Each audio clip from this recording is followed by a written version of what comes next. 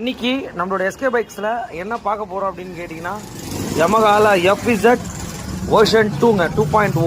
இந்த வெஹிக்கிளில் என்ன ப்ராப்ளம் ஆயிருக்கு அப்படின்னு கேட்டிங்கன்னா வீல் மட்டும் வந்து பார்த்தீங்கன்னா பேக் வீல் சுற்றுது, இன்ஜின் வந்து ரன் ஆக மாட்டுது. நம்மளோட எஸ்கே பைக்ஸில் வந்து பார்த்தீங்கன்னா இந்த ஒர்க்கை வந்து பார்த்தீங்கன்னா நம்மக்கிட்ட எடுத்துன்னு வந்திருக்காங்க.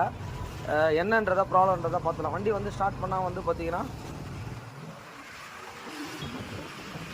இந்த வெஹிக்கிள் எவ்வளோ கிலோமீட்டர் ஓடிக்குதுன்றதை பார்த்துடலாம்.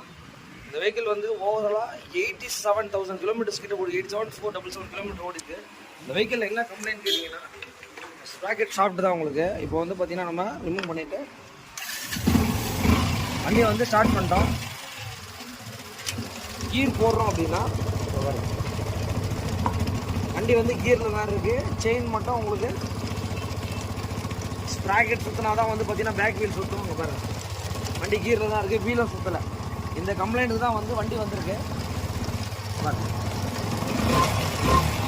இந்த ஸ்ப்ராக்கெட் தான் வந்து பார்த்தீங்கன்னா நிறைய வெஹிக்கிளில் இந்த ஸ்ப்ராக்கெட் மட்டும் தேயுதுங்க பாருங்க.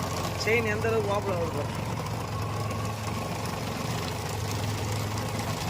இந்த ஸ்ப்ராக்கெட் ஷாஃப்ட்டை மாற்றணும்னா ஃபுல் இன்ஜினை ரிமூவ் பண்ணி தான் மாற்றணும்.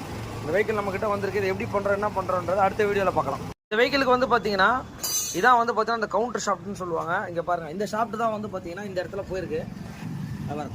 இது புதுசு வந்து பார்த்தீங்கன்னா எப்படி இருக்கும் அப்படின்னு கேட்டிங்கன்னா இன்ஜின் உள்ள இந்த ஷாஃப்ட் வந்து கனெக்டிவிட்டியாக இருக்கும். ஒரு ஃபுல் இன்ஜினை தான் வந்து நம்ம ரிமூவ் பண்ண போகிறோம். இங்கே பாருங்கள், இந்த இடம் தான் வந்து பார்த்தீங்கன்னா உங்களுக்கு இது தேஞ்சிடும். உங்களுக்கு இது ப்ராப்பராக வந்து பார்த்தீங்கன்னா ஏன் தேயுது அப்படின்ற மாதிரி கன்ஃபார்மாக இந்த கேள்வி கேட்கலாம். இதில் சில விஷயங்கள்லாம் இருக்குது. ஏன்னா இவ்வளோ கிலோமீட்டர்ஸ் ஓடி இருக்குது ஒன்று. இன்னொன்று ப்ராப்பராக சில மெயின்டெனன்ஸை நம்ம பண்ணி தான் ஆகணும்.